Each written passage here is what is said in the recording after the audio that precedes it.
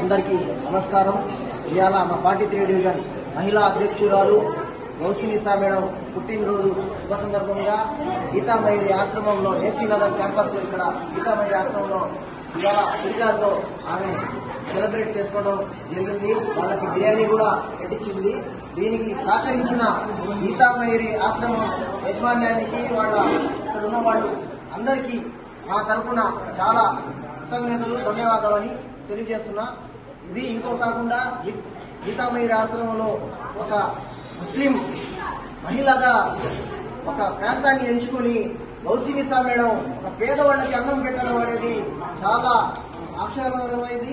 ఇంకోటి ఏంటంటే అన్నం అనేది దేవుడు ఎవరికైనా ఫస్ట్ అన్నం పెట్టాలనే కోరిక ఆమె మనసులో వచ్చింది కాబట్టి ఇంకా ఆమె ఉన్నతమైన బట్టలు సెలబ్రేషన్లు చేసుకోవాలని మనస్ఫూర్తిగా తెలుగుదేశం పార్టీ నాయకులు, కార్యకర్తలు, అభిమానులు అందరూ పాల్గొనడం జరిగింది. అందరికీ నమస్కారం.